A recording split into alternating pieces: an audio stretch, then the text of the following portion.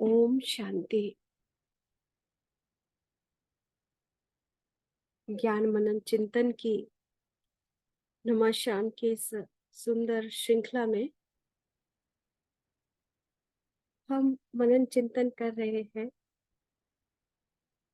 प्यारे बाबा के अति विवेक से भरपूर भगवान की इंटेलिजेंस जिसको कहेंगे, वो दिव्य बुद्धि, वो दिव्य विवेक, उनको खुद में कैसे धारण करें और कैसे अपने जीवन से जो हमने गलतियां करके जो हमने कर्म बनाए हैं उनसे हम कैसे बाहर आ सकते हैं, किस तरह से हम उन पर विजय पा सकते हैं, इस पर आधारित जो बाबा के महावाक्य चले हैं और उन महावाक्यों पर आधारित जो पुस्तक है कर्म योग से कर्म भोग पर विजय, उस पर बड़ा सुंदर मनन चिंतन हम करते हैं थर्सडे, फ्राइडे और सैटरडे को। तो इसी श्रृंखला में आज हम आगे बढ़ते हैं।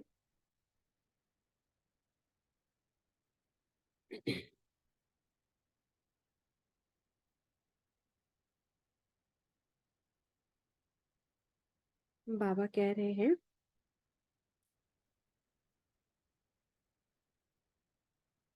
कर्म भोग और आत्मा की इच्छा शक्ति एवं कर्म योग। तो ये हमने कल देखा था कैसे हम अपनी इच्छा शक्ति से किसी भी कर्म भोग पर विजय प्राप्त कर सकते हैं। हमने ये भी देखा कि जितना हम कर्म जो हमारे साथ जो जिसको कहते हैं व्याधि जो आ रही है, यदि हम उसका ज्यादा मनन चिंतन करते हैं, उसका ज्यादा चिंतन करते हैं तो वो हम पर ज्यादा हावी होती है, क्योंकि सारा खेल संकल्पों का ही है। तो इस प्रकार बाबा ने कहा जीवन में कुछ भी होता है तो वाह वाह के गीत गाओ, कभी हाय हाय नहीं करो, है ना, वाह वाह के गीत गाओ। अब आगे चलते हैं। बाबा कहते हैं तुम बच्चों को अपनी इस लाइफ से कभी तंग नहीं होना चाहिए, क्योंकि ये हीरे जैसा जन्म गाया हुआ है। कौन सा? संगम युग। हीरे जैसा जन्म है, इसकी संभाल भी करनी होती है। बीमारी में भी नॉलेज सुन सकते हो।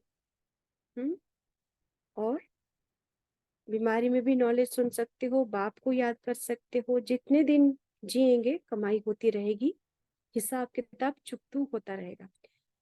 देखो जितने भी पाप कर्म हैं, उन पाप कर्मों से बाहर निकलने का सबसे सहज रास्ता भगवान हमें बताते हैं, इसीलिए उनको भगवान कहा जाता है। हाँ?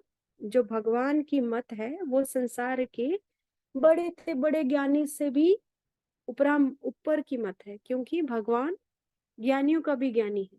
तो इसीलिए भगवान एक इतना सुंदर तरीका हम आत्माओं को कर्म बंधन से छूटने का फ्रेम करते हैं, बताते हैं। जो है क्या करना है, बस मन बुद्धि को मुझ में लगाना है, शरीर से कुछ नहीं, कोई छोड़ना नहीं, घर बाहर नहीं छोड़ना, काम धंधे नहीं छोड़ने, घर परिवार नहीं छोड़ना है, बस मन बुद्धि से मुझे याद करना है। तो तभी बाबा ने कहा यदि बीमारी भी है तब भी ये नॉलेज सुन सकते हो और बाप को याद कर सकते हो। जितने दिन जिएंगे उतने दिन कमाई होती रहेगी, हिसाब किताब चुकता होता रहेगा। तो बाबा ने कहा कर्मातीत बनना है। आगे है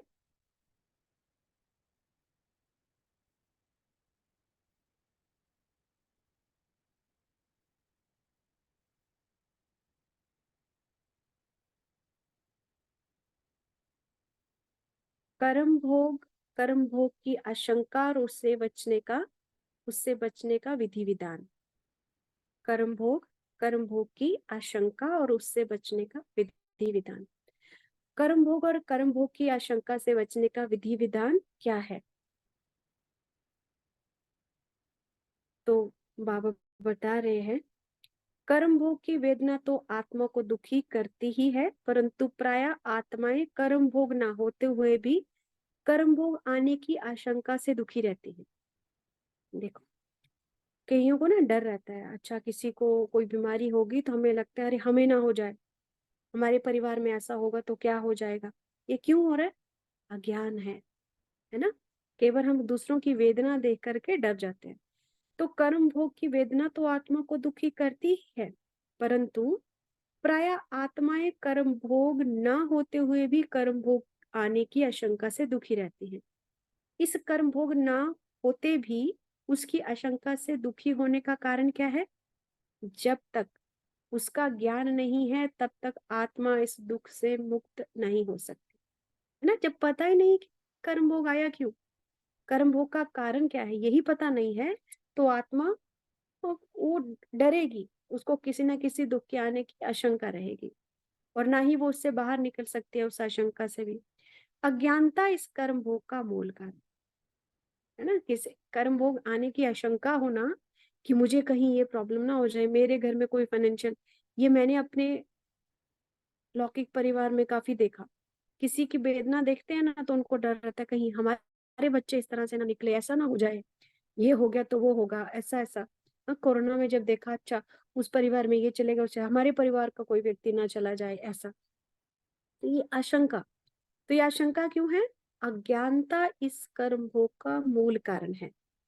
अज्ञानता के वशीभूत कर्म भोग की आशंका जो आत्माएं दुखी रहती हैं, वे उस आशंका के कारण अनेक प्रकार के विकर्म करके भी अपने लिए, अपने भविष्य के लिए कर्म भोग का निर्माण कर लेते हैं। अज्ञानता है कर्म भोग का मूल कारण। अज्ञानता के कारण कर्म भोग की आशंका से जो आत्माएं दुखी रहती हैं, वे उस आशंका के कारण अनेक विकर्म बना लेते हैं। क्योंकि आशंका करना गलत आशंका करना, ये भी तो एक नेगेटिव थॉट है ना। तो जब भी नकारात्मक संकल्प हुआ तो पाप बन जाएगा, है ना। तो अनेक प्रकार के विकर्म करके भविष्य के लिए वो कर्म भोग का निर्माण कर लेते हैं। दुनिया में तो अज्ञानी मनुष्य कर्म भोग की आशंका से दुखी होते ही हैं, परंतु ज्ञानियों में भी अनेक आत्माएं ऐसी आशंका करके अनेक विकर्म करते हैं, जिसके कारण वे वर्तमान में तो इस परम सुखमय जीवन के आनंद से तो वंचित रह ही जाते हैं, साथ में मानसिक चिंताओं के कारण भविष्य के लिए भी कर्म भोग का निर्माण कर लेते हैं। बहुत बहुत शुक्रिया बाबा का कि हम इस किताब को पढ़ रहे हैं, क्योंकि बहुत सारी चीजें क्लियर हो रही है इससे, है ना। कर्म भोग यदि किसी भी आत्मा को आ रहा है, हमें ज्ञान नहीं है कि कर्म भोग का कारण क्या है, तो हम क्या कहते हैं, किसी को देख करके हम दुखी हो जाते हैं, किसी के कर्म भोग को देख के हमें भी डर लगता है कहीं ये हमारे साथ ना हो जाए, हमारे साथ होगा तो हम क्या करेंगे। तो हम उसके कारण क्या करते हैं, बहुत सारे और पाप बना लेते हैं, डर के कारण, चिंता के कारण आत्मा और पाप कर लेती है ना। तो जब इस तरह के और भी कर्म बन जाते हैं तो फ्यूचर में हमें वो कर्म भोगने पड़ेंगे। अज्ञानी तो ऐसा करते ही, लेकिन ज्ञानी आत्मा भी ऐसा कर जाती है, ठीक है। क्योंकि उनको बहुत सारी मानसिक चिंता होती है ना, मानसिक चिंता हो जाती है, कुछ उस तरह के कर्म कर बैठते हैं जिससे उनको कर्म भोग भोगना पड़ता है। अब इस आशंका जनित कर्म भोग से बचने का उपाय क्या है, उस पर विचार करना अति आवश्यक है। अब अगर इस तरह की आशंका हो जाए तो हम कैसे उससे बाहर निकले? इस आशंका जनित कर्म भोग का मूल कारण अज्ञानता है। हमें ज्ञान ही नहीं है कि कर्म भोग आया क्यों। इस कर्म भोग से बचने के लिए बाबा ने अभी हमको जो इस विश्व नाटक का सत्य ज्ञान दिया है, उसके विधि विधान नियम सिद्धांत बताए हैं, उन पर चिंतन करके, उनको अनुभव करके, उन पर निश्चय करके, जीवन में धारण करके ही इस कर्म भोग का निदान हो सकता है। देखो, पहले क्या होता था, अज्ञानता में अपना अनुभव यदि सुनाए तो किसी को चिंतित देख करके खुद के मन में भी बहुत सारे नकारात्मक ये ऐसा ऐसा ना हो जाए, ये ऐसा हो जाए, वो ऐसा होगा तो क्या होगा, वैसा होगा तो क्या होगा। लेकिन जैसे जैसे ज्ञान की गहराई में उतरते गए, संकल्पों का महत्व पता चला, और फिर कर्म क्या है ये पता चला, क्या कर्म है। ये तो पहले कर्म को क्या समझते थे, हाँ?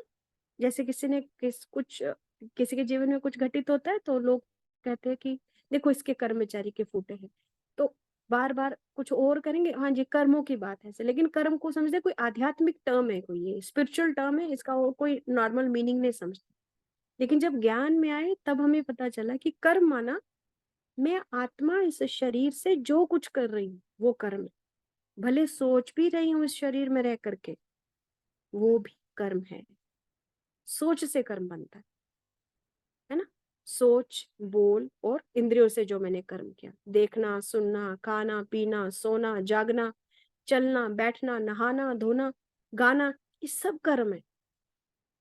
ये सब कुछ कर्म में आता है। मुझ आत्मा ने इस शरीर को लेकर के जो भी एक्शन किया, चाहे सोचा भी, वो भी कर्म है, वो कर्म है।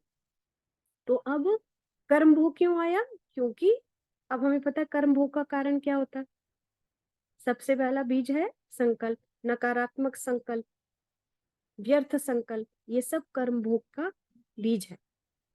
फिर यदि उसको आपने इंद्रियों से व्यक्त कर दिया तो फिर वो तो पक्का हो गया।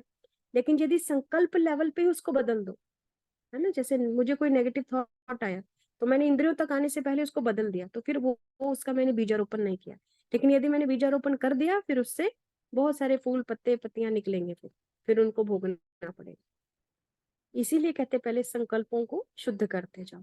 तो ये, इसको ये ज्ञान नहीं है, उसके मन में बाहर की गलत परिस्थितियों को देख करके मन में आशंका और चिंता जागृत होती है। अब उससे बाहर निकले कैसे? उसका विधि विधान क्या है? बाबा ने जो भी ज्ञान में बताया, जो भी बताया, है ना, जो भी कर्म और फल का विधि विधान बताया है ना, क्या है उससे बाहर निकलने का तरीका कैसे हो सकता है? बाबा ने हमको कर्म और फल का विधि विधान बताया है, आत्मा की गुण शक्तियों का भी ज्ञान दिया है। इस सब पर विचार करें तो हमको ऐसी प्रकार की आशंका की आवश्यकता ही नहीं है। आशंका जनित कर्म भोग का मूल कारण अज्ञानता है, इसलिए बाबा ने बचने के लिए हमको विश्व नाटक का ज्ञान दिया, उसका विधि विधान, नियम, सिद्धांत बताए। उस पर चिंतन करके, हमको अनुभव करके, है ना, उस ज्ञान को सुनते जाएंगे, अनुभव करते जाएंगे, तो हम खुद भी देखते हैं अभी कितना कॉन्फिडेंस बढ़ा है, कितना चिंतन स्वच्छ हुआ है बाबा के ज्ञान में आने से, है ना? उसको जीवन में धारण करके इस कर्म भोग का निदान हो सकता है। तो बाबा ने क्योंकि हमको कर्म और फल का विधि विधान भी बताया है, आत्मा की गुण शक्तियों का ज्ञान दिया है, इन सब विचार करें तो हमको ऐसी किसी प्रकार की भी आशंका की आवश्यकता नहीं है। भले मेरे साथ वाले, मेरे घर परिवार में किसी को बड़ी भयानक कोई जेनेटिक प्रॉब्लम हो गई, तब भी आज मैं ज्ञानी आत्मा को पता है कि ये क्यों हुआ, है ना, ये क्यों हो रहा है, ये हमें पता है। तो परमात्मा की छत्र छाया हमारे ऊपर है, परमात्मा का साथ है, समय का भी हमको सहयोग है। इन सब बातों पर विचार करके, उसको अनुभव करके, उनको बुद्धि में रखकर यथार्थ रीति योग साधना करेंगे तो हम इस कर्म भोग की आशंका से मुक्त हो सकते। ठीक है, क्योंकि हमें पता है कि भगवान की छत्र छाया हमारे ऊपर है, भगवान का साथ हमारे साथ है, और ये समय का सहयोग भी है क्योंकि ये संगम युग है। तो इन पर विचार करके हम उनको बुद्धि में रखें तो हम उस रीति से योग साधना करेंगे तो कर्म भोग की आशंका से मुक्त हो जाए। अभी हमको बाबा ने सुकर्मों का ज्ञान दिया है और उनको करने की शक्ति अर्जित करने का विधि विधान बताया है ना? पुण्य कर्म क्या है इसका भी बाबा ने हमें ज्ञान दिया। उस पर चलकर हम सुकर्म करते रहेंगे तो हमारे से विकर्म होंगे ही नहीं। अगर हम पुण्य कर्म करते रहें तो हमसे पाप कभी होंगे ही नहीं, और जब विकर्म नहीं होंगे, सुकर्म का खाता जमा होगा, तो हमारे ऊपर विकर्म क्यों आएगा, है ना? अगर हमने पुण्य जमा किया हुआ है तो हमारे ऊपर विकर्म नहीं आ सकता। पूर्व के कर्मों के फलस्वरूप यदि आता भी है तो क्या हम जो कर रहे हैं वह हमको उससे मुक्ति दिलाएगा? इस पर विचार करना अति आवश्यक है। यथार्थ ज्ञान की धारणा और अपने इस ब्राह्मण जीवन के अनुरूप कर्म ही हमको समय पर किसी भी कर्म भोग से मुक्ति दिलाएंगे और समय पर हमको आवश्यक सहयोग अवश्य मिलेगा। ये अटल सत्य है, अंडरलाइन करेंगे इसको। ठीक, क्योंकि हम पुण्य कर्म करते जा रहे हैं इसलिए हमारे ऊपर विकर्म आ नहीं सकता। और यदि पुराना किया हुआ कर्म कोई आगे आता भी है तो इस पर अभी ज्ञान की यथार्थ धारणा और अपने इस ब्राह्मण जीवन के अनुरूप कर्म जो हमें समय पर किसी भी कर्म भोग से मुक्ति दिलाएगा, और समय का भी सहयोग हमें है, बाबा का भी सहयोग हमें है, तो इसलिए हम उस कर्म भोग से सहज ही बाहर निकल जाएंगे। अभी देखो हम क्या करते हैं, जब हमें कोई कर्म भोग आता है हम भगवान को ज्यादा याद करते हैं, ज्ञान को ज्यादा जीवन में धारण करते हैं, और पुण्य कर्म से सेंटर पे सेवाएं करेंगे तन से, मन से, धन से, तो क्या होता है, कब व्याधि कहाँ चलेगी पता नहीं चलता, या फिर ऐसे बहुत सहज तरीके से हम पार हो जाते हैं। इसका मतलब ये है कि यदि हमारा पास्ट का भी कोई कर्म आता है तो अभी के पुण्य कर्म, भगवान की याद जिसको हम कर्म योग कहते हैं, और अभी ब्राह्मण जीवन की जो धारणाएं हम करते हैं, उससे उस कर्म भोग से हम मुक्ति पा सकते हैं। मन के मालिक होना बाबा पूछ रहे हैं, तो सेकंड में स्टॉप तो स्टॉप हो जाए। मन के मालिक माना सेकंड में स्टॉप कहा तो स्टॉप हो जाए, फौरन ब्रेक लगनी चाहिए। यही अभ्यास कर्मातीत अवस्था के समीप ले जाएगा। मन के मालिक ना, तो सेकंड में स्टॉप तो स्टॉप हो जाए, फौरन ब्रेक लगनी चाहिए। अभी अभ्यास कर्मातीत अवस्था के, यही अभ्यास कर्मातीत अवस्था के समीप लाएगा। कर्मातीत अवस्था का क्या मतलब होता है? देखो, अभी हम कोई भी कर्म करते हैं ना, उसके साथ हमारी भावना जुड़ी होती है। माना सही कर्म किया तो खुशी हो जाएगी, कुछ गलत हो गया तो मायूस हो जाएंगे। तो कर्म के साथ हमारी भावना जब जुड़ी है, इसका मतलब कर्म बंधन है। चाहे वो कर्म बंधन है या कर्म संबंध है, बुरा होगा तो कर्म बंधन कहेंगे, और यदि जिसको कहते हैं अगर अच्छा होगा तो कर्म संबंध कहेंगे। माना भावना जुड़ गई कर्म के साथ, कर्म की वजह से मेरी फीलिंग्स चेंज हो रही है, कभी खुशी कभी गम ऐसे हो रहे हैं। लेकिन जब मैं कर्म कर रही हूँ और मैं सदा ही साक्षी हूँ, ना खुशी में बहुत खुश ना दुख में बहुत दुखी, तो मैं क्या हूँ? कर्मातीत। कर्मातीत अर्थात कर्म से अतीत हो जाना, ये है कर्मातीत।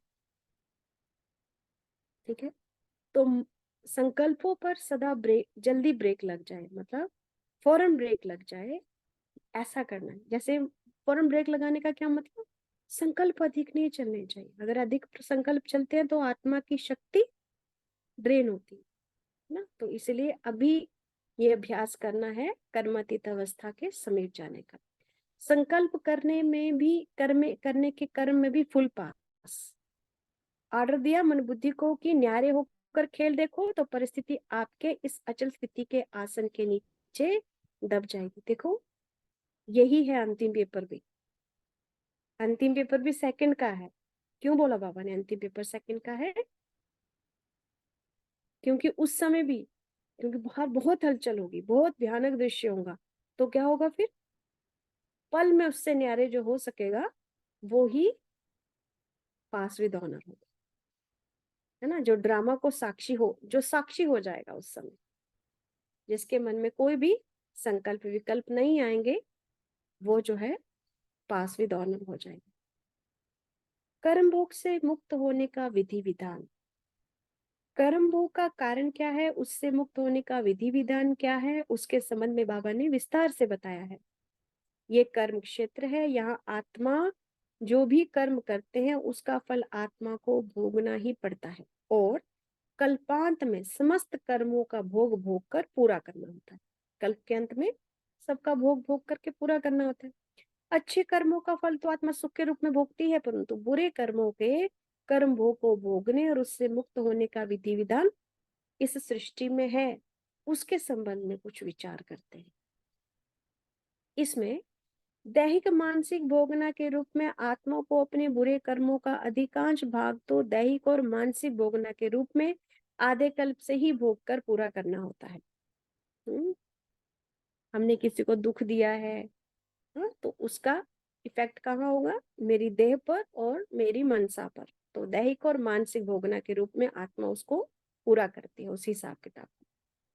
फिर कर्म योग के पुरुषार्थ द्वारा, पहला कैसे हम चुकतू करते हैं कर्म भोग को? दैहिक और मानसिक भोगना के रूप में।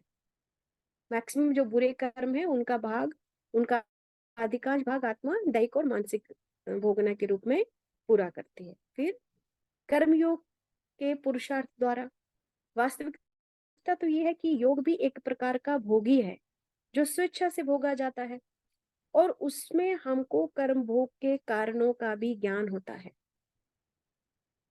ठीक है, कर्म योग में हमें कर्म भोग के कारणों का भी ज्ञान होता है, परमात्मा का साथ होता है, उनकी मदद होती है, इसलिए वह भोगना भी अतीन्द्रिय सुख देने वाली होती है। ठीक है ना। कर्म योग भी वास्तव में एक तरह की भोगना ही है, क्योंकि उस समय हम क्या कर रहे हैं, भगवान के साथ का सुख भोग रहे हैं, है ना।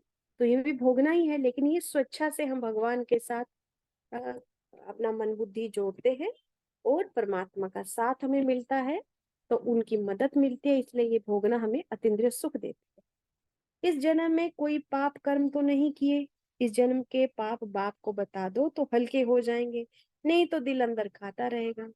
हमारा बच्चा बनकर फिर भूल करके तो 100 गुना वृद्धि हो जाती है, अर्थात 100 गुना दंड पड़ जाता, ये बाबा ने बोला। अगर हमारा बच्चा बना और भगवान फिर से गलतियां की तो 100 गुना दंड पड़ जाए। तो इसलिए ये कर्म योग जो है, ये भी कर्म भोग को चुकतू करने का एक तरीका है, और ये सुखद तरीका है। फिर बाबा कहते हैं बहुतों को बहुत खराब ख्यालात आते हैं, फिर उनकी सजा भी बहुत कड़ी है, अवस्था गिर जाती है, अवस्था का गिरना ही सजा है। देखो, अगर किसी दिन हमें उदास, आपको मैं अपना अनुभव यदि बताऊं, मुझे साल पहले तक कई बार उदासी आ जाती थी, अपने आप उदासी आ जाती थी, पता नहीं चलता था उदासी क्यों आ रही है। लेकिन जैसे जैसे मैंने अपनी दिनचर्या को भगवान के श्रीमत अनुसार किया, अपना खान पान में ज्यादा मैं रॉ रॉ ऐड किया, माना फ्रूट्स वेजिटेबल्स ये ज्यादा ऐड किए, और अनाज कम किया, और योगा प्राणायाम, ये मैंने फिजिकल चेंजेस लाई, ये लाई। और दूसरा, भगवान के ज्ञान का मनन चिंतन अधिक से अधिक किया, तो वो अब उदासी नहीं आती। अब वो उदासी या वो कई बार आलस से आना, या कई बार जैसे काम करने की हिम्मत नहीं होना, अब नहीं होता। क्यों ऐसा हो रहा है? क्योंकि सारा कुछ शुद्ध होता जा रहा है, मानसिकता शुद्ध होती जा रही है, ज्ञान जो बुद्धि रूपी का पार्ट है वो ज्यादा खुल रहा है, अब ज्यादा क्लियर हो रहा है, ज्ञान पता चल रहा है कि पहले तो मैंने आपको बताया ना, जैसे मुझे पता नहीं चलता था कर्म क्या है, कर्म की समझ ही नहीं थी क्या होता है कर्म। हम सोचते हैं स्थूल हाथों से जो कर रहे हैं या मुख से बोल रहे हैं ये कर्म, नहीं, देखना सुनना खाना सब कुछ, आत्मा, इवन की सोना भी कर्म, और सोते हुए जो स्वप्न आना वो भी कर्म है, हालांकि उसका उसका फल इतना नहीं मिलता है। हम्म हालांकि मिलता है। देखो फॉर एग्जाम्पल, आपके संकल्प जो है वो, आपको कोई डरावना सपना आया तो धड़कन बढ़ जाती है ना दिल की, हम बॉडी जो है वो एकदम कई बार सुन्न सी हो जाती है ना, इस तरह से होता है। तो ये भी तो फल ही है ना उस कर्म का। तो स्वप्न आना भी एक कर्म ही है वास्तव में, लेकिन क्योंकि हम कॉन्शियस नहीं है उस समय, वो हमने सबकॉन्शियस में जो डाला हुआ है उसकी वजह से वो कर्म हो रहा है, इसलिए उसका फ्यूचर के लिए कोई फल नहीं बनता है ना उसका, लेकिन वो अंदर है, पहले वाले कर्म का ही वो फल है। क्योंकि जो आपने जो पहले कर्म किया था, कोई संकल्प किया था, कोई चीज देखी थी जिसकी वजह से वो भावना वो संकल्प अंदर चला गया, अब वो फल के रूप में इस तरह से मिल रहा है। तो ये भी स्वप्न आना भी एक तरह से कर्म फल है, आप कह सकते हैं। तो इस प्रकार से कर्म योग यदि हम करते हैं तो हम कर्म भोग से मुक्त हो जाते हैं, मतलब हम इजीली पास कर सकते हैं उसको। तो बाबा कहते हैं कि इस जन्म में हमें पाप नहीं करने हैं, क्योंकि अगर पाप किए हैं और भगवान को नहीं बताया है, अगर बताएंगे तो आधा माफ हो जाता है, बाबा कहते हैं, क्योंकि उससे आप हल्के हो जाएंगे, क्या भगवान के सामने सच्चे हो गए, वो दोगले नहीं रहे, आप भगवान के सामने क्लियर हो गए, और आप हल्के हो गए कि बाबा हमसे ये मिस्टेक हो। और आप सचमुच इसको अपना करके देखें, मुझसे पहले बहुत सारी मनसा मिस्टेक्स होती थी, नकारात्मक बहुत चलता था, हाँ? बहुत ज्यादा मतलब कई बार व्यर्थ चलता था, तो बाबा को बताती थी, जैसे जैसे बाबा को बताना शुरू किया ना, वो ठीक होना शुरू हो गई चीज। तो सचमुच है, भगवान को बताने से मदद मिलती है। फिर बाबा कहते हैं बहुतों को ख्याल खराब चलते हैं, फिर उनकी भी कड़ी सजा है, अवस्था गिर जाती है ना, उदासी आ जाती है, उदासी आ जाती है, निरा भगवान पर बुद्धि नहीं टिकेगी, ये भी क्या है, अवस्था का गिरना ही है। अंत में धर्मराज की सजाओं के रूप में कल्पांत में रहा हुआ कर्म भोग धर्मराज की सजाओं के रूप में भोगना होता है।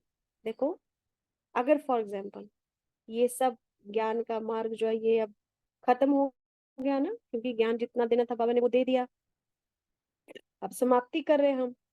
तो यदि हम पूरी तरह से कर्मातीत नहीं हुए अभी भी, तो क्या हुआ, कल्प के अंत में कर्म भोग धर्मराज की सजाओं के रूप में भोगना होता है, जो अंत में बहुत दुखदाई होता है, क्योंकि उस समय योग नहीं लगा सकते, भगवान की मदद भी नहीं लगती है। वे ना भोगना पड़े, अर्थात धर्मराज की सजाएं हमको ना खानी पड़े, उनसे बचने का विधि विधान भी बाबा ने बताया है।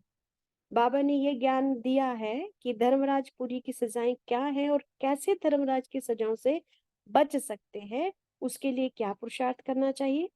अंत समय आत्मा को अपने जीवन के सभी पाप कर्मों का साक्षात्कार होता है।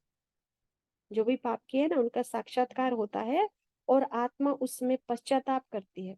वे पश्चाताप और दुख की महसूसता ही धर्मराज की सजा है, क्योंकि उस समय मन बुद्धि भगवान पर तो टिकेगा नहीं ना। बाबा ने कहा ना, पांचों तत्व तांडव करेंगे और हम ऐसे लगेगा जैसे हम फंसे हुए हैं वहां पर।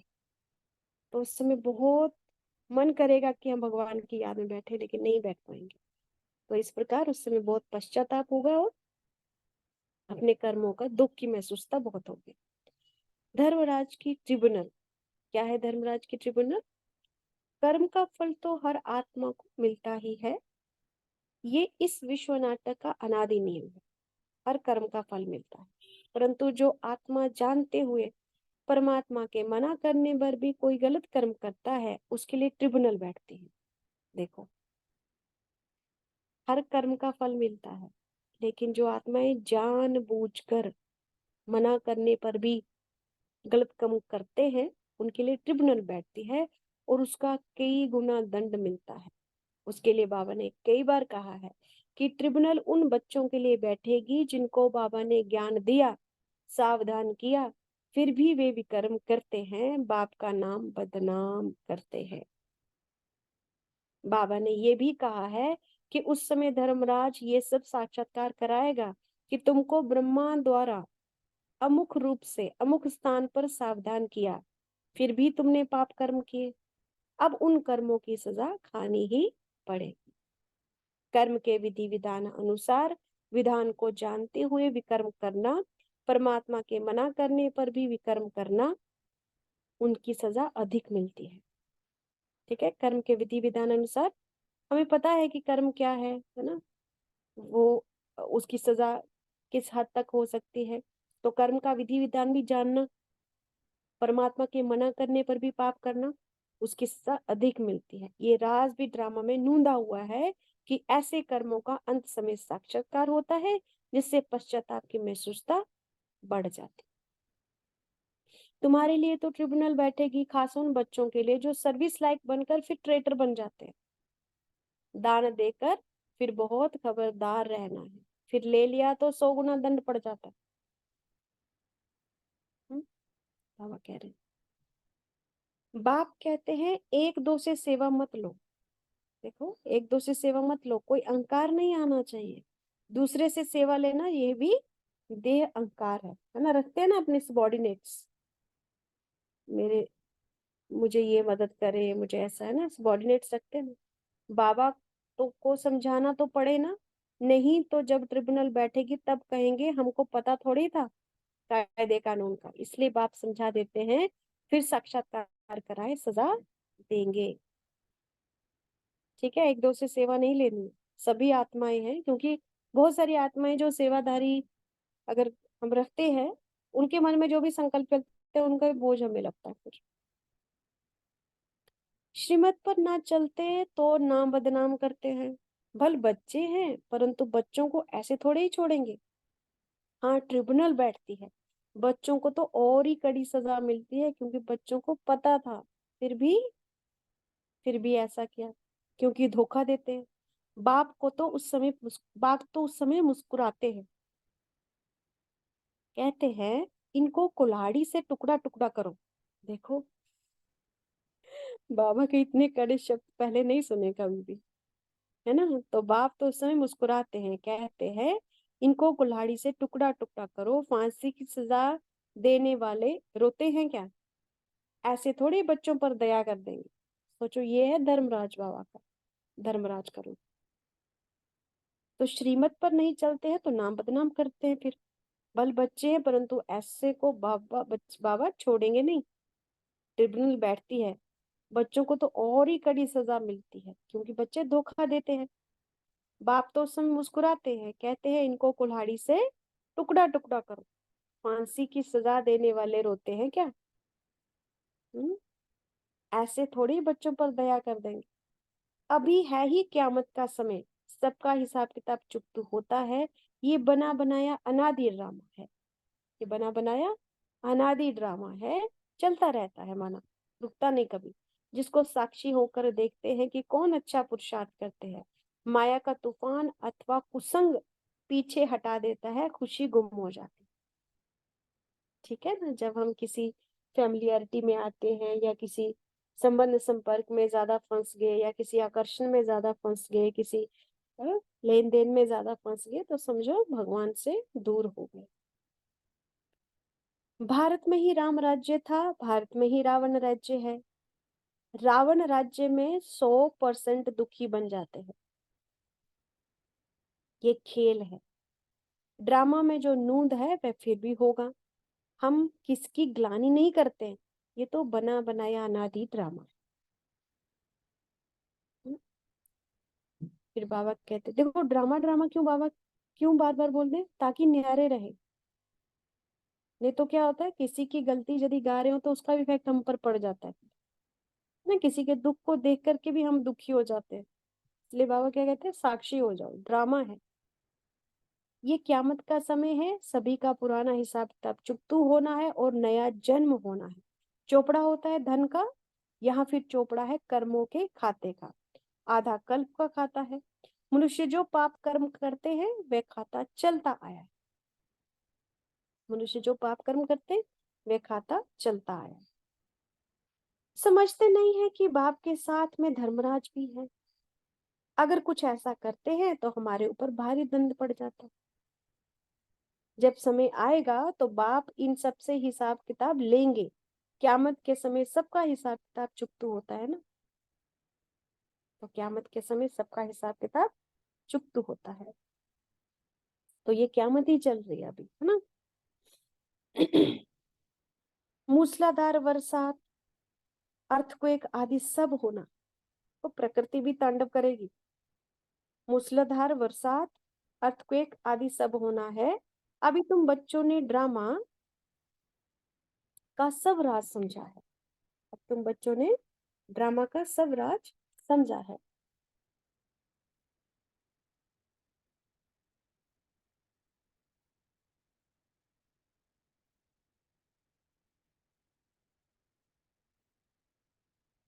तुम बच्चों को अच्छी रीति समझकर औरों को समझाना है, खुशी में भी रहना है। भले कितने भी दुख मौत आदि होंगे, तुम उस समय खुशी में हो। कौन होगा खुशी में लेकिन?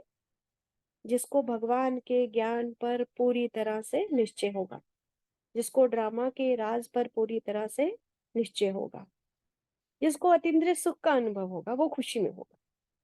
तुम जानते हो मौत तो होना ही है, कल्प कल्प का ये खेल है, फिक्रात की कोई बात नहीं।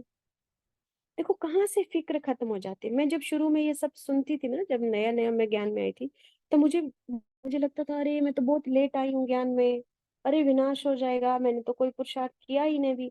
ये भी चिंता हो जाती थी मुझे उस समय। लेकिन भगवान ने जब कर्मों की गति समझाई, तो पता चला कि हमें करना क्या है वास्तव में। जल्दबाजी में और हड़बड़ाहट में कुछ भी चीज समझ नहीं आती थी उस समय।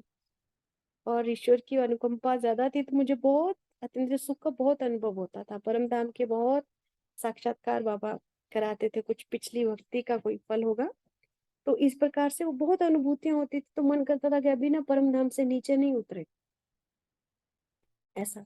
लेकिन धीरे धीरे फिर बाबा ने जैसे वो नीचे खुद चलना छोड़ा जब, तो तब से समझना शुरू किया कि कर्म क्या है।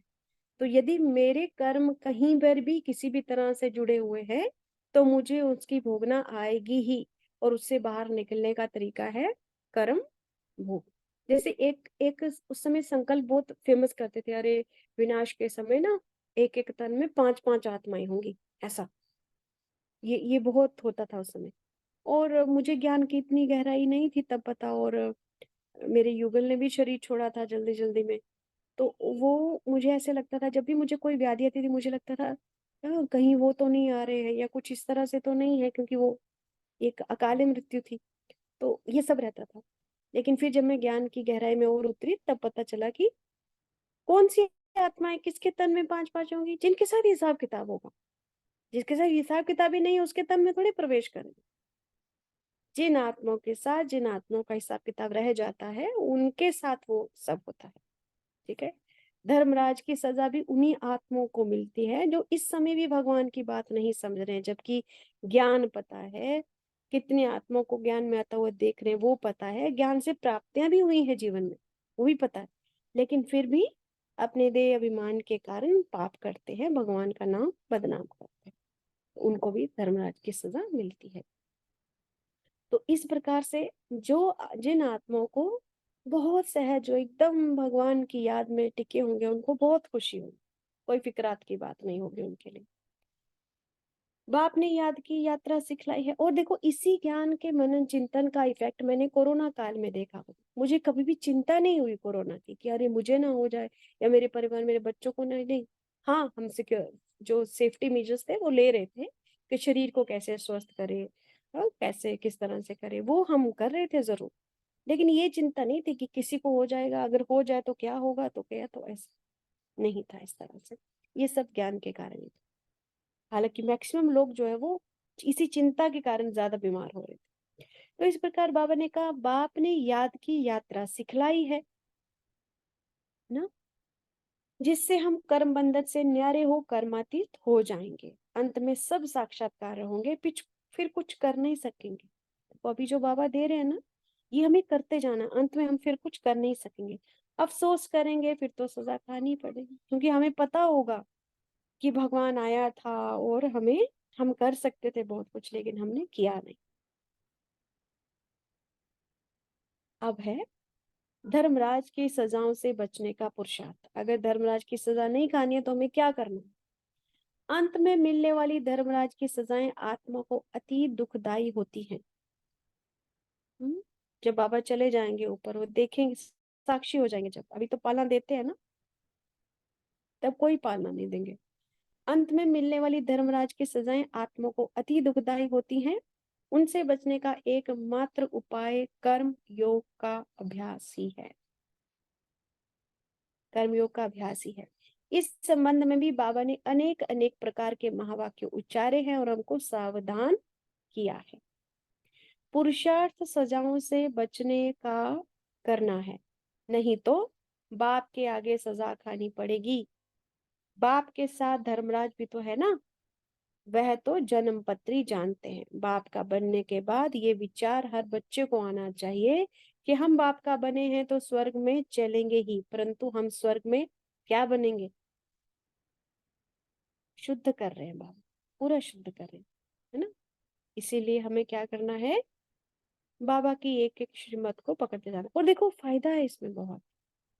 ज्ञान में चलने से नुकसान नहीं है, ज्ञान में चलने से कदम कदम पर कमाई है, फायदा है। तो आत्मा का, हर एक आत्मा को फायदा चाहिए।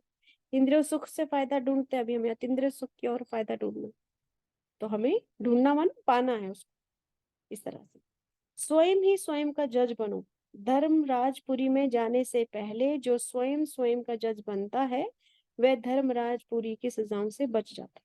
देखो, ये ज्ञान ऐसा है जहां पर भगवान बार बार आपको टोकेगा नहीं, सीधा बताते जाएंगे, ये करो ये करो। करोगे तो फायदा, नहीं करोगे तो नुकसान, है ना। तो इस प्रकार धर्मराजपुरी की सजाओं से बचने के लिए, यानी कि अंत की सजाओं से बचने के लिए, अभी ही बाप को पूरा पूरा फॉलो करना है। और उसके लिए खुद को जज करना है, मैंने कहाँ गलती की। सोच समझ कर कर्म करो। सोच समझ कर कर्म करो। कर्म से पहले संकल्प उत्पन्न होता है, ये संकल्प बीज है, अंडरलाइन करना है। कोई भी हम कर्म करते हैं उससे पहले संकल्प उत्पन्न होता है, ये संकल्प बीज है। ये संकल्प जीवन का श्रेष्ठ खजाना है। कोई भी हम कर्म करते हैं तो उससे पहले एक संकल्प उत्पन्न होता है। ये संकल्प ही कर्म का बीज है और ये श्रेष्ठ खजाना है। शरीर तो जड़ है, उसमें अब चैतन्य आत्मा प्रवेश करती है। उसके बाद गर्भ में सजा खाने लगती है। आत्मा सजा खाती है। सजाएं भी कैसे खाती है? भिन्न भिन्न शरीर धारण कर, जिन जिनको जिस रूप से दुख दिया है वह साक्षात्कार करते जाते हैं और दंड मिलता जाता है। भिन्न भिन्न शरीर धारण करके जिस जिस रूप से दुख दिया है वो दिखता जाता है, दंड मिलता जाता है, त्राही त्राही करते हैं। इसीलिए गर्भ जेल कहते हैं। ड्रामा कैसा अच्छा बना हुआ। इवन कि बच्चा जब पैदा भी हो जाता है ना, 1-2 साल तक कभी हंसता है कभी रोता है, कहते हैं उसको पास्ट लाइफ याद होती है इसीलिए। हम्म। हाँ, हमारे इधर लोकल लैंग्वेज में कहते हैं कि एक माता होती है जो विधि विधान लिखती है। वो कभी हंसा रही होती है कभी रुला रही होती है, तो उसका मतलब अभी समझ आता है। विधि विधान क्या? कर्म का विधि विधान। तो आत्मा का उसमें अभी कॉन्शियस माइंड जागृत नहीं हुआ है। सबकॉन्शियस में जो जो कर्म है वो कहते हैं ना, हमारा चित्रगुप्त हमारा चोपड़ा लिखता है, तो चित्रगुप्त कौन है? ये सबकॉन्शियस माइंड ही चित्रगुप्त है वास्तव में, जो कि हर चीज का चित्र लेता जा रहा है। चित्र लेना अर्थात हम जो भी कर्म करते हैं उसका इंप्रेशन आत्मा में अंकित हो जाता है। जो भी कर्म करते हैं वो इंप्रेशन हो जाता है, वो एक तरह की आप कहें, एक तरह की लकीर जैसी लग जाती है आत्मा पर इंप्रेशन के रूप में। और यही इंप्रेशन वास्तव में संकल्पों के, है ना, संकल्पों के रूप में आते हैं।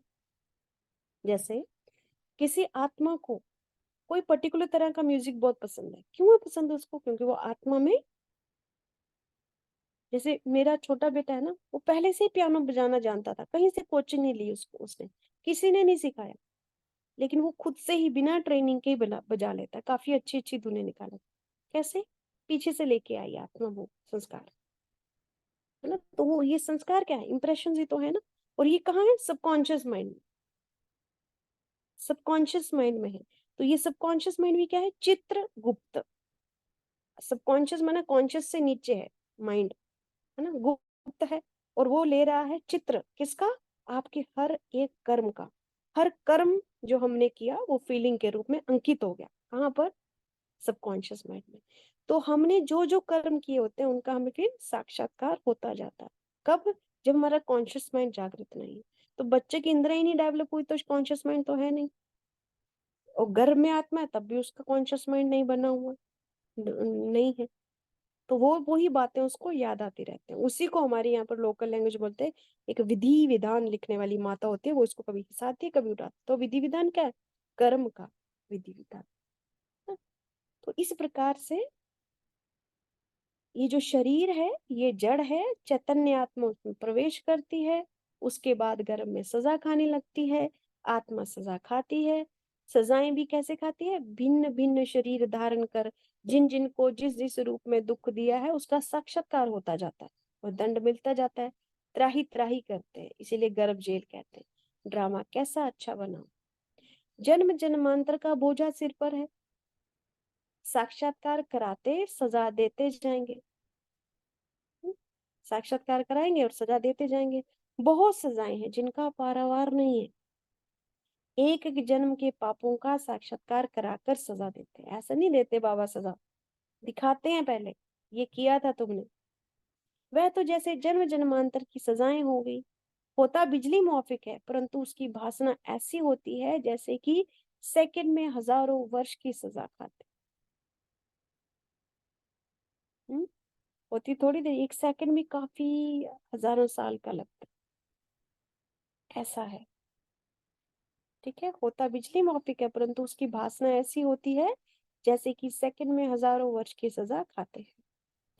ऊंचते ऊंच बाप है, उनके साथ धर्मराज भी है। धर्मराज द्वारा बहुत कड़ी सजा खाते हैं। बाबा के पास पूरा हिसाब रहता है। धर्मराज पूरा हिसाब लेंगे। बेकायदे चलन से नुकसान बहुत होता है, हो सकता है फिर कड़ी सजाएं भी खानी पड़े।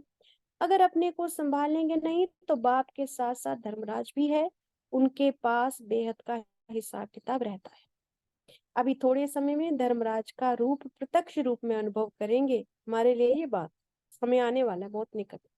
फिर अनुभव करेंगे कि एक संकल्प की भूल से एक का 100 गुना दंड कैसे मिलता है। अभी चल रहा है वो समय। अभी एक एक संकल्प की सजा मिलती है ना। शुरू में जब ज्ञान में आए थे तब इतनी गलतियां मैं देखती थी। मैं बहुत गलतियां करती थी, जैसे एक जिद्दी बच्चा होता है ना, उस तरह से बहुत गलतियां करती, लेकिन फिर से बाबा उठा लेते थे। लेकिन उसके बाद वो सब चीजें होना बंद हो गई। तो माना जैसे बाबा कह रहे हो कि अब खुद चलो ना। तो इस प्रकार से एक एक संकल्प की भूल का भी एक का 100 गुना दंड कैसे मिलता है, ये अनुभव करेंगे। जरा भी संपूर्ण आहुति की कमी रहेगी तो संपूर्ण सफलता नहीं होगी। आहुति देखो, हमारे जो हिंदू रिचुअल्स में जो ये यज्ञ करते हैं ना, उसमें आहुति डालते हैं। इसकी आहुति दूसरी, ये उसमें हालांकि जो तिल ये ऐसे ऐसे करके इनकी आहुतियां डालते हैं स्थूल। क्योंकि सूक्ष्म जब व्यक्ति को भूलने लगा, तो साधु संतों ने उसको स्थूल के साथ जोड़ करके याद दिलवाने की कोशिश की, है ना। मीनिंग यही था ये यज्ञ अनुष्ठान करने का, ताकि वो जो सूक्ष्म बात है वो व्यक्ति को फिजिकल रूप में कुछ करके याद आ जाए। तो उस तरह से वो आहुतियां दिलवाई। फिर अंत में संपूर्ण आहुति दिलवाते, संपूर्ण आहुति। तो वही बाबा कह रहे हैं कि यदि संपूर्ण आहुति की कमी रहेगी, अर्थात सारे विकार नहीं छोड़े जब तक, तो संपूर्ण सफलता नहीं होगी। जितना और इतना का हिसाब है, हिसाब करने में धर्मराज भी है, उनसे कोई भी हिसाब रह नहीं जाता, रह नहीं सकता। फिर निश्चय और हिम्मत चाहिए। निश्चय वालों की विजय कल पहले भी हुई थी और अभी भी हुई पड़ी है। लगाव वाले को धर्मराज को भी सलाम भरना ही पड़ेगा। लगाव वाले, किसी भी चीज से लगाव, लगाव वाले संपूर्ण फर्स्ट जन्म का राज्य भाग्य नहीं पा सकते। जिसको किसी भी तरह का लगाव, चाहे अपने बीके होने का कोई पद है उससे लगाव है, वो भी संपूर्ण फर्स्ट जन्म नहीं पा सकते। इसी प्रकार पुराने स्वभाव वाले नए जीवन नए युग का संपूर्ण और सदा सुख का अनुभव नहीं कर पाते। जिनका पुराना स्वभाव संस्कार रह जाता है। अभी सभी प्रकार के लगाव और स्वभाव को समाप्त करो। कब कहा था बाबा ने ये? 15 जुलाई 1973 को। तब के व्यक्त बाबा बाप दादा के महावाक्य। आगे प्रश्न है, दोषी अर्थात उत्तरदायी कौन है? इस जगत में ये एक बड़ी पहेली है कि किसी दुर्घटना या व्यक्ति की दुख अशांति के लिए दोषी कौन है। क्योंकि हर व्यक्ति अपनी दुख अशांति का कारण दूसरे को ही बताता है। इस विश्व नाटक के यथार्थ ज्ञान, कर्मों की गहन गति अर्थात कर्मों के विधि विधान पर विचार करें और इस पहेली का हल सोचें, तो उसका क्या उत्तर निकलता है? किसी दुर्घटना से पीड़ित व्यक्ति की उस समय की परिस्थिति को ही देखते हैं तो अनुभव होता है कि विरोधी पक्षी दोषी है, क्योंकि उसकी वजह से दुर्घटना हुई। परंतु इस विश्व नाटक के यथार्थ ज्ञान, कर्म सिद्धांत और आत्माओं के अनेक अनेक जन्मों के हिसाब किताब को विचार करे तो यही परिणाम निकलता है कि पीड़ित आत्मा स्वयं ही दोषी है। देखो, जब हम ये जिम्मेवारी ले लेते हैं ना, तो फिर हम दूसरों को दोष देना बंद कर देते हैं और स्वीकार करने की शक्ति आ जाती है और स्वयं में चेंज लाना शुरू कर देते हैं। तो यही परिणाम निकलता है कि पीड़ित आत्मा ही दोषी है। एक की याद ही अनेक बंधनों को तोड़ने वाली है। एक बाप के सिवाय दूसरा न कोई। अब ऐसी अवस्था हो जाएगी, फिर वह बंधन आदि सब समाप्त हो जाएंगे। जितना बाप के साथ अटूट स्नेह होगा उतना ही अटूट सहयोग मिलेगा। सहयोग नहीं मिलता, इसका कारण स्नेह की कमी है। भगवान कभी कभी याद आता है तो फिर इसका मतलब स्नेह कम है। स्नेह कम है तो सहयोग भी कम मिलता है फिर। नहीं तो बाबा की टचिंग मिलती है 100%। तो क्या समझा हमने? यदि हमारे जीवन में कोई भी आत्मा किसी भी तरह का खलल डाल रही है, कुछ गलत कर रही है, तो इसका मतलब दोषी कौन है? हम ही दोषी हैं। कहीं ना कहीं किसी ना किसी तरह का बीज कोई ना कोई कर्म का डला है, जिसके कारण ये सब चीजें आई है सामने। अपनी अवस्था को आप ही जांच करना है, देखना है हम कितना बाबा की सर्विस करते हैं, कितना आज्ञाकारी वफादार है। देही अभिमानी बन बाप को याद करो तो तुम निरोगी काया बन जाएगी। तुम्हारी काया भी क्या हो जाएगी? निरोगी। खुद को यदि आत्मा समझकर भगवान को याद करो तो हमारी काया भी निरोगी बन जाएगी। सवेरे उठते नहीं, याद नहीं करते तो विकर्म भी विनाश नहीं होते। बाबा बतलाते हैं, इतनी मेहनत करता हूँ तो भी कर्म भोग चलता रहता है, क्योंकि एक जन्म की तो बात नहीं है ना, अनेक जन्मों का हिसाब किताब। ब्रह्मा बाबा बता रहे कि मैं इतनी मेहनत करता हूँ फिर भी कर्म भोग चलता रहता है। हम्म? तो यदि हम भगवान को याद ना करें, योग ना लगाएं, तो हमारे कर्म भोग चुकतू नहीं होंगे, विकर्म विनाश नहीं होंगे। आज के दिन ब्रह्मा बच्चन ने सारे कल्प के कर्मों के हिसाब किताब से मुक्त होने का सबूत दिया। सेवा में हद की रॉयल इच्छाएं भी हिसाब किताब के बंधन में बांधती हैं, लेकिन सच्चे सेवाधारी इस हिसाब किताब से भी मुक्त हैं। इसी को ही कर्मातीत स्थिति कहा जाता है। देखो, कर्म से अतीत हो गए ना, कोई इच्छा नहीं रखी, कर्म से अतीत हो गए, तो इसको क्या कहते हैं? कर्मातीत स्थिति। संसार की किसी भी चीज की कोई आसक्ति नहीं किसी में। हाँ, लेकिन सच्चे सेवाधारी इस हिसाब किताब से मुक्त होते हैं, इसको ही कर्मातीत स्थिति कहा जाता है। ब्रह्मा बाबा ने ऐसा करके दिखाया हमें। ऐसी ही समझकर चलो कि अभी अभी अल्पकाल के लिए नीचे उतरे हैं कार्य करने अर्थ, लेकिन सदा काल की ओरिजिनल स्थिति वही है। फिर कितना भी कार्य करेंगे, लेकिन कर्मयोगी के समान कर्म करते हुए भी अपनी निजी स्थिति और स्थान को भूलेंगे नहीं। ये स्मृति ही समर्थी दिलाती। कर्म के बंधन में नहीं फंसेंगे और भगवान को याद करते रहेंगे तो कर्म करना भी सहज लगता है, समर्थ लग हो जाते हैं। सर्वशक्तियां ही मास्टर सर्वशक्तिवान का जन्म सिद्ध अधिकार है। अच्छा, आज यहीं तक रखते हैं। बाबा ने हमें बहुत गहरी बातें आज बताई। धर्मराज क्या है, धर्मराज की सजा कैसे मिलती है, गर्भ में सजा कैसे मिलती है, धर्मराज से बचने का क्या विधि विधान है, ये सब हमने सीखा। आराम से बैठेंगे, अपने आप को देखेंगे। त्रिकुटी के मध्य में आत्मा, चमकता हुआ सितारा हूँ।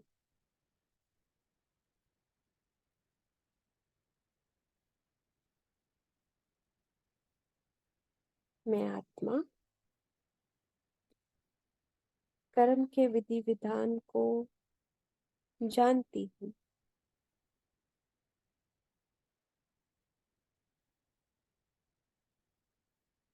कर्म अर्थात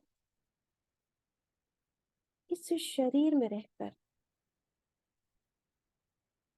मैं आत्मा जो सोचती हूँ, जो बोलती हूँ, इंद्रियों से जो कर्म करती हूँ, देखना, सुनना, चलना, खाना, पीना, सोना, इस सारे कर्म हैं। इन कर्मों का फल मुझे मिलता ही है। अब मुझे ज्ञान के प्रकाश से अपने कर्मों को दिव्य बनाने की युक्ति भगवान ने सिखा दी है। बाबा ने मुझे बताया कि मेरी सोच, बोल और कर्म जितना जितना श्रीमत प्रमाण होंगे, उतना उतना मैं आत्मा कर्म भोग से उपराम होती जाऊंगी।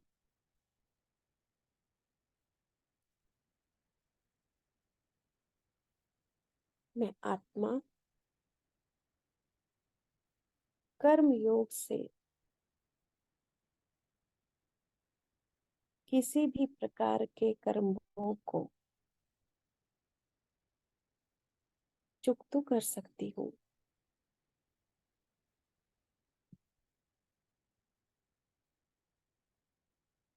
देखिए, अपनी मन बुद्धि से भगवान के दिव्य रूप को, निराकार ज्योति बिंदु बाबा परम धाम में विराजमान।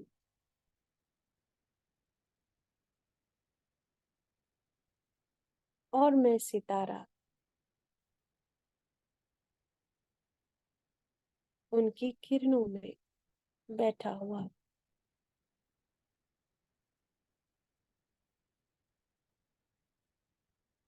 मुझे ज्ञात है ये संसार नाटक रंगमंच है।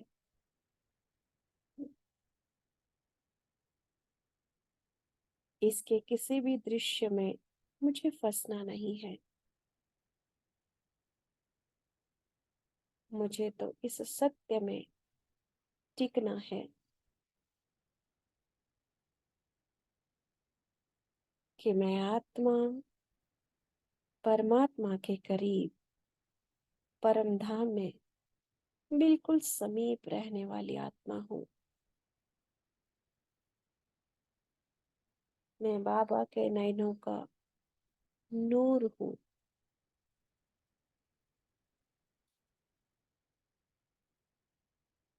देखते चले बाबा को अपने दिव्य नेत्र से और देखिए परमात्मा की शक्तियां, उनके गुण, उनका चरित्र मुझ आत्मा में समाता जा रहा है।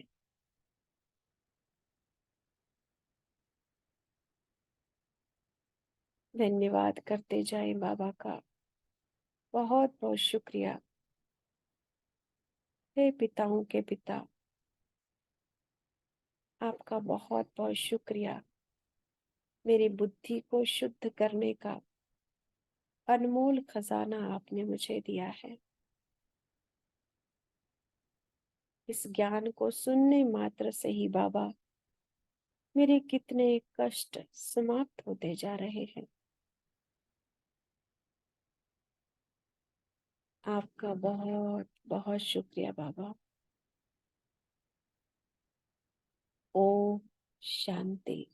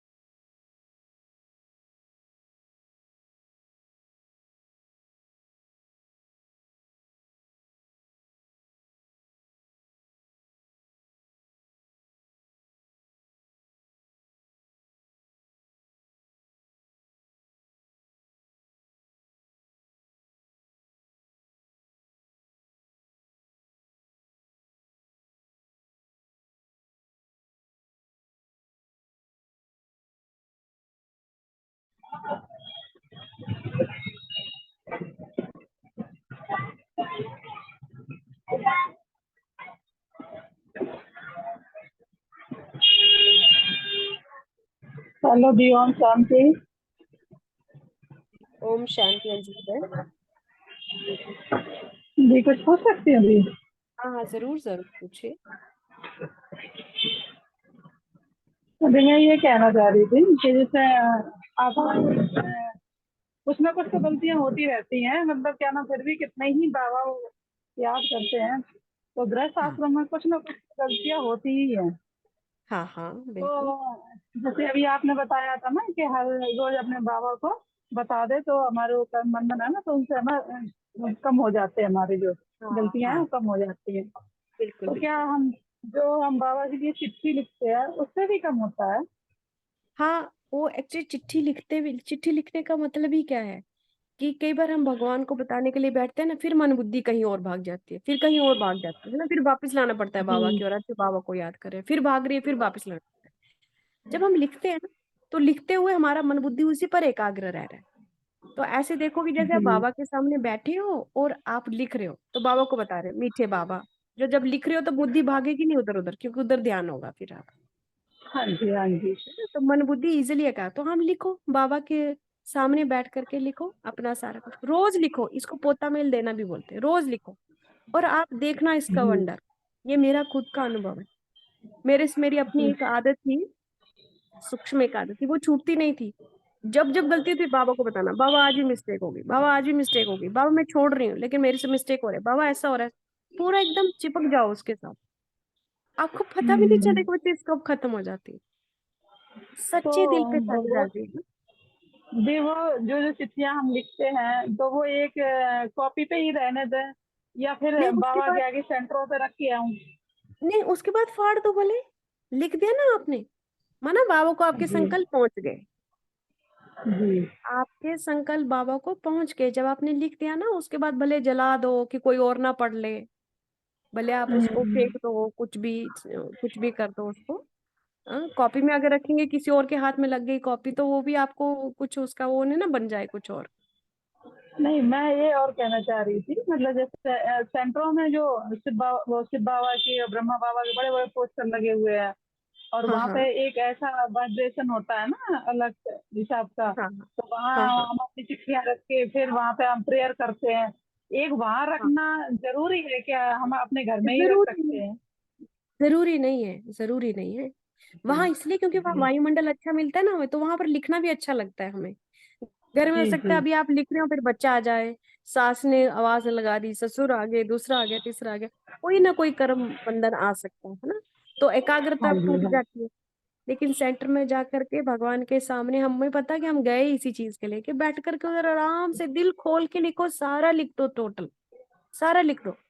भले जब जब गलती हो ना फिर लिखो, फिर लिखो, फिर लिखो। मेरा एक बहुत कड़ा संस्कार था सूक्ष्म, वो मेरे से छूटता ही नहीं था, मुझे कई बार लगता था कि ठीक नहीं है, ठीक नहीं, ठीक नहीं है। हाँ, मानसिक था, ठीक नहीं है, लेकिन वो छूटता नहीं था। तो मैंने जब जब गलती हो ना बाबा को बतानी, बार बार फिर बतानी, फिर बतानी, जी पहले दीदी, मुझे बहुत गिल्टी होता था। यही हाल हाँ, दीदी मेरे साथ, जो आप भी कोई बता बात रहे नहीं, यही है। मैं खूब कोशिश करती हूँ ये छूट जाए, छूट जाए, ये और मैं ठीक हो बाबा को रोज जाएगा। कहती हूँ, देखो बाबा, मेरा नहीं छूट रहा है बाबा, मैं क्या करूँ, कैसे छुड़ाऊँ, कैसे क्या करूँ बाबा? रोज लेकिन चिट्ठियां भी देखो, लिख देती हूँ। ऐसा ऐसा नहीं है बोलना है आपने कि मेरा नहीं छूट रहा है। अगर आप इसको पकड़ेंगे ना, मेरा नहीं छूट रहा है, फिर नहीं छूटेगा। तो बाबा क्या कहते हैं, जी। ये आदत है बाबा, ऐसे बाबा कहते हैं कि हमेशा हर परिवर्तन के लिए क्या रहो, सकारात्मक। नेगेटिव थॉट तो सकारात्मक। मेरा नहीं छूट रहा है, तो ये भी अगर सबकॉन्शियस में चलेगा इसका मतलब हमने एक्सेप्ट कर लिया कि ये तो मेरा है, या अभी छूटेगा ही नहीं। नहीं, बाबा मैं काम कर रही हूँ, आज मैंने इतना किया, आज इतनी इतनी होगी, इतनी गलती हुई, आज इतनी बार गलती हुई, मेरे को कैसे छूटी वो चीज। पहले डेली होती थी वो मिस्टेक, है ना, फिर वो दो दो चार चार दिन के बाद होने लगी, फिर वो एक एक हफ्ते के बाद होने लगी, फिर को ऐसे ऐसे करके होने लगी। अब तो 15 15 20 20 दिन में भी कभी नहीं होती वो मिस्टेक, एक एक महीना, दो दो महीने में नहीं होती है। माना अब भूल सी गई है, पता ही नहीं है उसका कुछ। ठीक है, इस प्रकार से आप बाबा को क्या मिस्टेक थी एक्चुअली, मैं ज्यादा ना म्यूजिक चैनल्स जो होते हैं ना उनको मैं ज्यादा देखती थी, जैसे इंडियन आइडल देखना, ये देखना, वो थोड़ा सा गाने की तरफ मेरा रुझान था पहले। तो मुझे, मैं उस पर कई कई घंटे बिता देती थी, मुझे पता ही नहीं चलता मैं कितना समय बिता देती उस पर। तो फिर धीरे धीरे जी। धीरे धीरे अब इंटरेस्ट नहीं आता उसमें, अब उसमें इंटरेस्ट ही नहीं आता है। जी।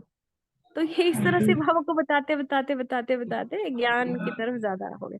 इसी तरह से मैंने और भी बहुत का अनुभव सुना था कि जैसे किसी को कोई विकारी संकल्प हो चलते हैं, उन्होंने भी ऐसे बाबा को बताया, बाबा की तो शुद्धि होती है, शुद्धिकरण होता गया, ऐसे करके। ठीक है, तो ये हो जाएगा, आप बस बाबा को बताएं, और ये नहीं बाबा ये छूट नहीं रहा, बाबा देखो आज फिर से ये मिस्टेक होगी मेरे से, और फिर उसका चिंतन नहीं करना, अच्छा मैंने गलती कर ली, अच्छा मैंने ये हो गया, गिल्ट नहीं करना, क्योंकि आप बाबा को बताए ना, बाबा को बताना जी। है, जी। बाबा मिस्टेक हुई, फिर ये बताना है बाबा मैं पुरुषार्थ जरूर करूंगी, लेकिन मैं कर रही हूँ पुरुषार्थ, इसको छोड़। ठीक है, मुझसे नहीं छूट रहा है, अब ये चिंतन नहीं करना, ये चिंतन किया तो इसका मतलब अब वो गलती फिर से होने के ज्यादा चांसेस है, लेकिन मैंने फिर अब वो चेक करना गलतियां, थोड़ी देर तक। हम्म। मैं दूसरों को ज्ञान दे देती हूँ, और वही तो मैं सोचती हूँ, मैं दूसरों को तो बता के आ गई हूँ, और वो गलतियां मैं खुद स्वयं कर रही हूँ। तो कभी हाँ कभी मुझे यही लगता है कि बाबा देख रहा है ना मेरे को, ये चीज सोच रहा है कि बच्चा दूसरे को तो शिक्षा दे के आया है, और ये अपना खुद हाँ ही गलतियां वही दोहरा रहा है। तो हाँ ये हाँ मेरे बहुत ग्लानि होती है अंदर से। हाँ, पर ग्लानी हो रही है इसका मतलब आप शुद्धात्मा हैं, इसीलिए ग्लानी हो रही है। अज्ञानियों को तो वो दूसरों को लेक्चर दे आएंगे, उनको तो लगेगा हम तो शूरवीर है, उनको अपनी गलतियां नहीं दिखती हैं। तो अपनी गलतियों की तरफ ध्यान जाना, ये सत्य आत्मा की निशानी है, जो सत्य के मार्ग पर चली है कल पहले भी। तो धीरे धीरे धीरे धीरे आप इस चीज को ठीक कर लेंगे। किसी भी आदत को छोड़ने में जल्दबाजी नहीं करना है, पेशेंस और बुद्धिमत्ता से काम करना है। जल्दबाजी जब हम करते हैं इसको मतलब हम सप्रेस कर रहे हैं उस चीज को। सप्रेशन से कभी चीज ठीक नहीं होती है, उसको परिवर्तन करने से होती है। टेंशन रखते जाएंगे पर, और ये इसका एक ही अच्छा तरीका है, ज्ञान सुनते जाओ सुनते जाओ सुनते जाओ सुनते जाओ सुनते जाओ। जैसे आपका सब, अब ज्ञान सुनने से क्या हो रहा है, बार बार मन चिंतन करने से क्या हो रहा है, आपका सबकॉन्शियस माइंड रिप्रोग्राम हो रहा है। आपके जो अंदर संकल्प है ना, वो संकल्प बदल रहे, नए डल रहे, नए डल रहे, नए डल रहे, अपने आप आदतें बदल जाती हैं। जैसे इस तरह से मैं किसी फीमेल से ही सुन रही थी, उसको ब्रह्मचर्य की धारणा में मुश्किल आती थी, हालांकि पति भी सपोर्टिव था सारा। उसने ब्रह्मचर्य के बारे में पढ़ा सुना, सुनती गई सुनती गई सुनती गई सुनती गई, सहज हो गया उसके लिए। ठीक है, क्योंकि ये सब इम्प्रेशन है आत्मा के इम्प्रेशन जैसे ही बदलते जाते हैं ना, वो चीज ठीक हो जाती है। तो इसलिए आप ज्ञान बार बार सुनते जाइए, चिंतन करते जाइए। मिस्टेक हुई, बाबा को बताओ, बाबा आज फिर से हुआ गलती, आगे से पूरा टेंशन रख रही हूँ मैं, बाबा मैं टेंशन रख रही हूँ, मुझे ये बदलना ही है, मुझे ये चेंज करना ही है। वो छूट जाएगा, आपको पता भी नहीं चलेगा आपको खुद को। ठीक है, शुक्रिया बाबा, शुक्रिया जी। Thank you. ओम शांति। तो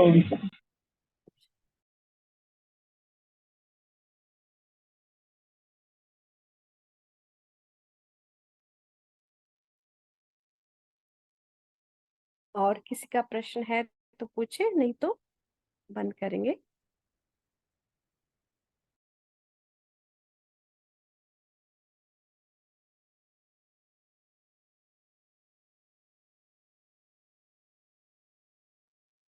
दीदी एंड कर रही है।